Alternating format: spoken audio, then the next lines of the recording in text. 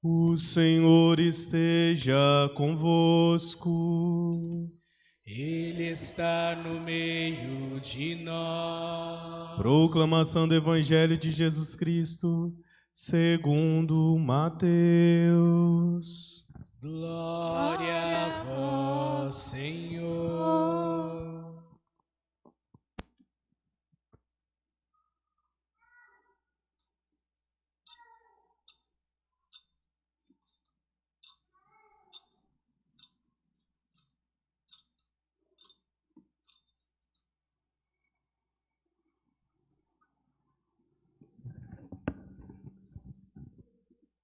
Logo após a proclamação do Evangelho, recebemos a bênção do evangeliário e nós não aclamamos com as palmas, mas traçamos a cruz de Cristo sobre nós.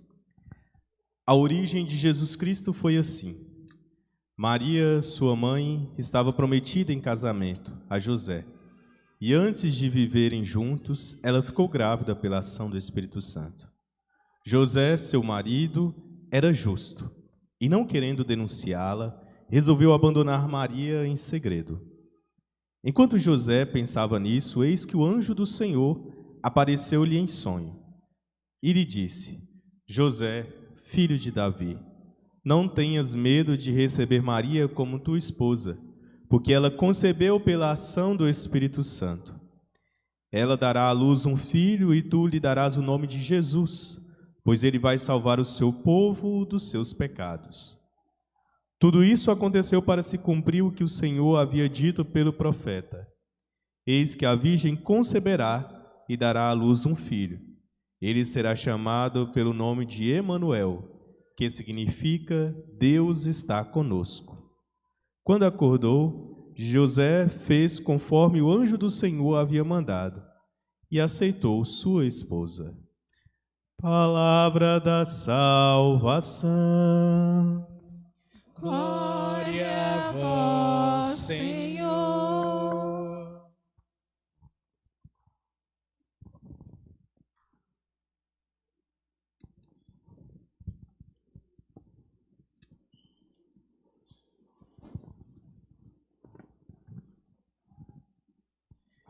Estimados irmãos e irmãs, celebramos o quarto domingo do tempo do Advento, da nossa preparação para a chegada do Menino Deus.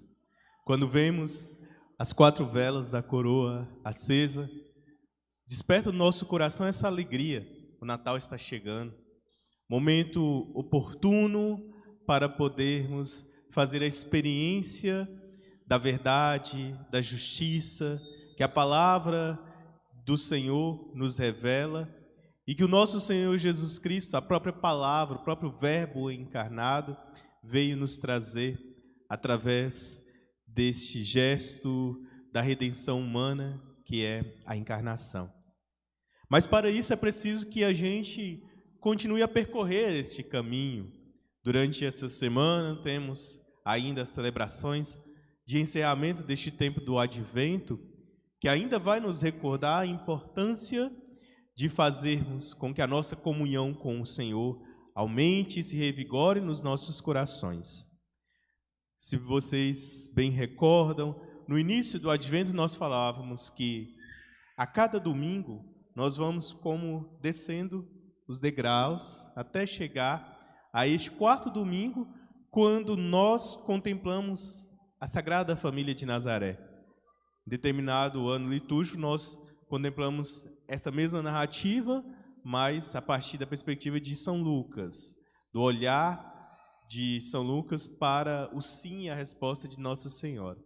Mas hoje, na narrativa trazida por São Mateus, nós vemos a importância também de José. Maria e José contemplam no seu testemunho, em seu sim, essa vontade de Deus que continua e se faz presente na história da humanidade. Mas com certeza eles são o arquétipo, o modelo a ser seguido por nós para chegarmos plenamente ao Senhor. Dessa escuta, dessa aceitação e deste cuidado da presença e da catequese que nós recebemos, da formação que recebemos do Senhor, em tudo aquilo que Ele nos orienta em seu caminho de amor.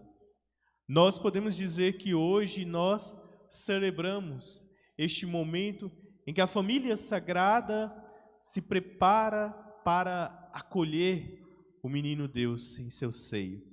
É lógico que a festa da Sagrada Família nós iremos celebrar poucos dias depois do Natal, no dia 30, mas hoje também não é nada absurdo a gente dizer que é também um momento de celebrarmos essa Sagrada Família na nossa vida, nossa comunhão.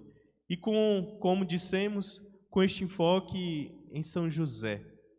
José, um homem que a Sagrada Escritura o denomina como o justo.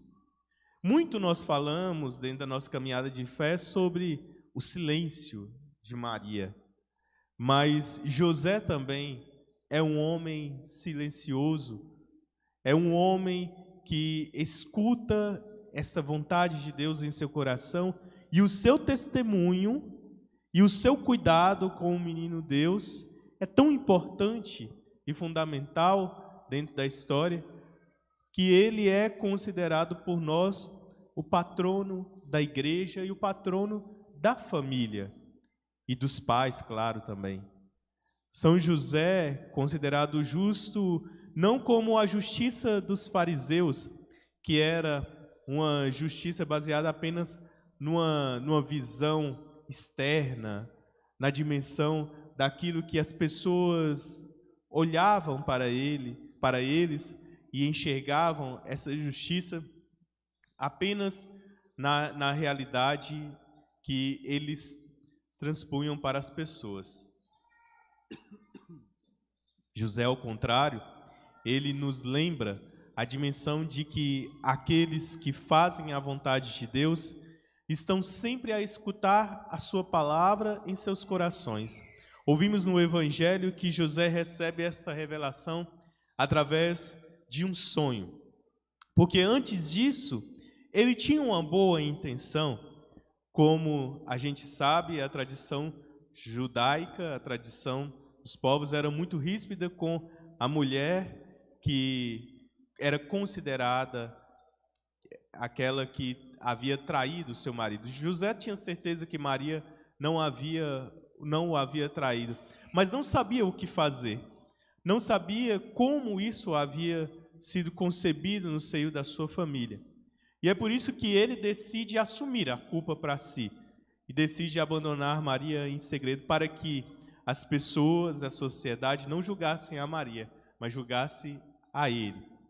Mas o plano de José, apesar de ser uma boa intenção, ainda naquele instante não era o plano de Deus. Por isso ele aprende através de um sonho.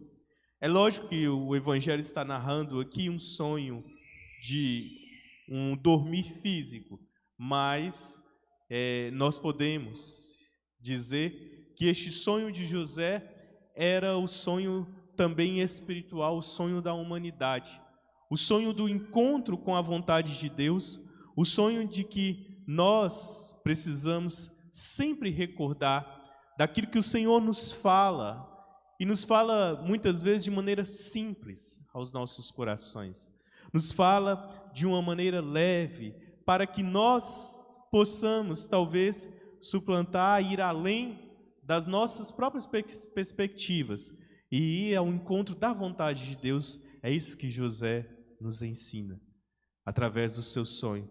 Pois ele não escutou apenas a sua vontade, mas escutou principalmente aquilo que o Senhor lhe havia revelado. Na liturgia de hoje, nós vemos isso presente desde a primeira leitura, quando o Senhor chega à casa a pedir um sinal do céu.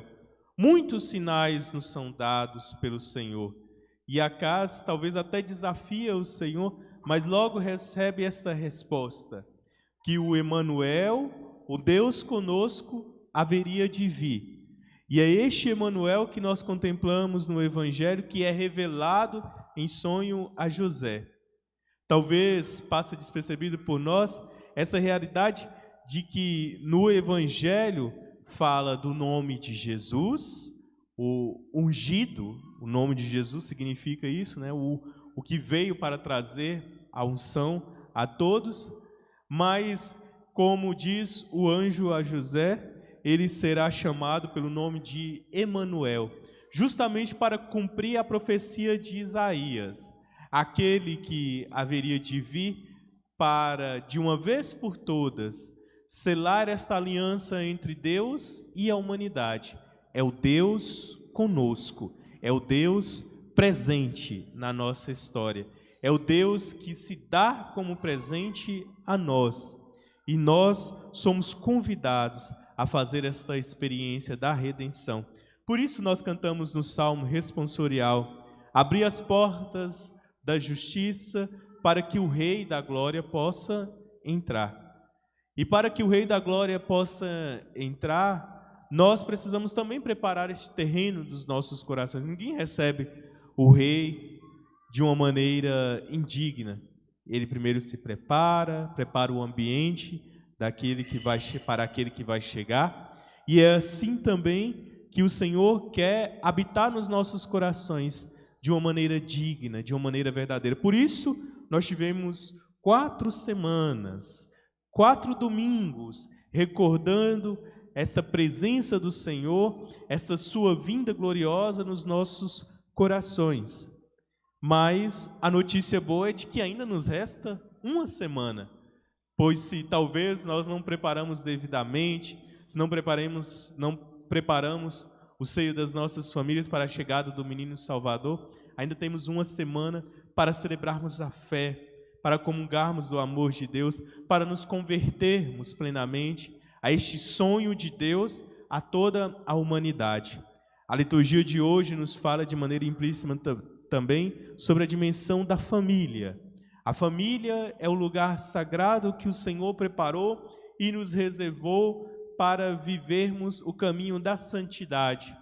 E é óbvio que quando falamos isso, nós estamos atentos de que as nossas famílias ainda precisam de conversão, mas não é para que a gente espere essa conversão do outro, da outra pessoa. É para que a gente seja sinal de conversão ao coração e o seio das nossas famílias. Que a gente seja justo como José, que a gente seja obediente como Maria o foi, que a gente seja totalmente santo como o Senhor quer de cada um de nós e veio instaurar esta santidade nos nossos corações, em nossa vida. Como cantamos no canto inicial, que das nuvens orvalhem do céu a justiça e a paz e a vontade de Deus, e que essa justiça e essa paz comece justamente no coração das nossas casas, dos nossos lares, onde ela primeiro precisa ser plantada, cultivada, celebrada. Como nós estamos falando, ainda há tempo de prepararmos bem para a chegada do Salvador. Que esta preparação dentro dos nossos lares, dentro das nossas casas, possa favorecer para que a gente viva a santidade que vem do Senhor, para que acolhamos a intercessão de São José, de nossa mãe, a Virgem Maria, que nós formemos lá uma verdadeira Nazaré sagrada, onde ali habite plenamente a vontade de Deus, a sua comunhão, a sua plenitude, a plenitude da sua graça nos nossos corações.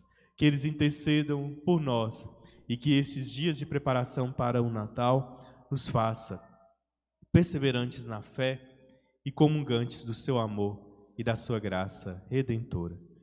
São José, rogai por nós. Virgem Maria, nossa mãe, rogai por nós.